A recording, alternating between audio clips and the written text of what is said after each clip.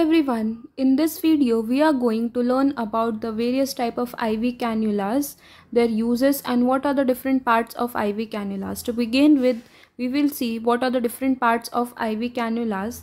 First, this one is the needle, this one is the catheter, this one is the bushing. Here you can see this part, this one is the bushing, then this one is the catheter hub plus wings, this one is the valve, see it clearly, this one is the valve, then this round gap you see, this one is the injection port cap, this one is the luer connector, then this one is the needle grip, this one is the needle grip, this one is the flashback chamber, and this one is the luer lock plug.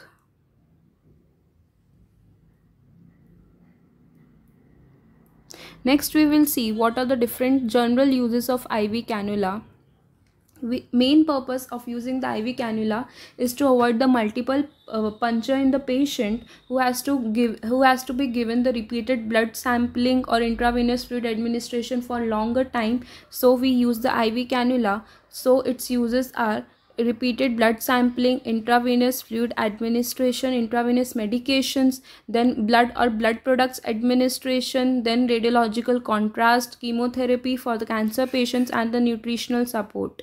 Then we have what are the different types of cannula and their uses. In general, we have to keep in mind the smaller the bore, that means that is the larger number of the gauge. That is, if we have example 22 gauge cannula, we have this much bore. In 14 gauge cannula, we will have this much bore.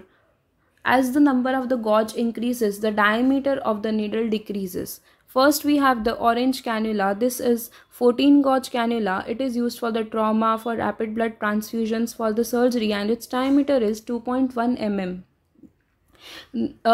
Just keep in mind that if the diameter is big, we have to give it in the emergency patients mostly, like for the trauma patients, for the hypovolemic shock patients, in the surgery patients. So according to that we will use. Next we have the gray cannula. This one is the 16 gauge cannula and its diameter is 1.8 mm. It is used for the rapid fluid replacement, blood transfusion, and also for the trauma. Then we have the white cannula. This one is a 17 gauge cannula. Then we have the green cannula. This one is the 18 gauge cannula and its diameter is 1.3 mm.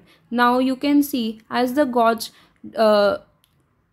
increases, the diameter decreases. In 14 gauge we have 2.1 mm, gray we have 1.8 mm, and in 18 gauge we have 1.3 mm. Its uses are rapid fluid replacement and the blood transfusions. Next we have the pink cannula. This one is the 20 gauge cannula and its diameter is 1.1 mm. Uses: it is mostly used, most of the infusions we see in the wards, we use the pink cannula or the blue cannula, then rapid fluid replacement, then in trauma or the routine blood transfusions. Then we have the blue cannula. This one is the 22 gauge cannula and its diameter is 0.9 mm, and it is mostly used in the most of the infusions. Then we can also use it in the pediatrics or the neonates or the older adults, routine blood transfusions, etc. Then we have the yellow cannula. This one is the 24 gauge cannula. 0.7 mm is the diameter, and it is used most of times in the pediatric patients or the older patients, then in the routine blood transfusions and the blood transfusions in the pediatric age group. Then we have the purple cannula. This one is 26 gauge cannula. 0.6 mm is the diameter, and it is also used in the pediatric and the neonates.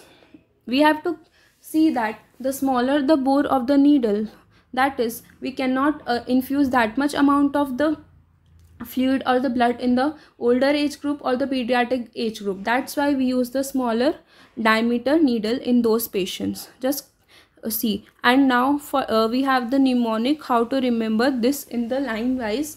So the mnemonic is: O girl with green pin, buy you purse. O stands for the orange, G that is stands for the gray, W stands for the white, green is green, pink, Bi stands for blue, U is yellow, and purse is purple. I hope this video was useful. Thank you for watching this video.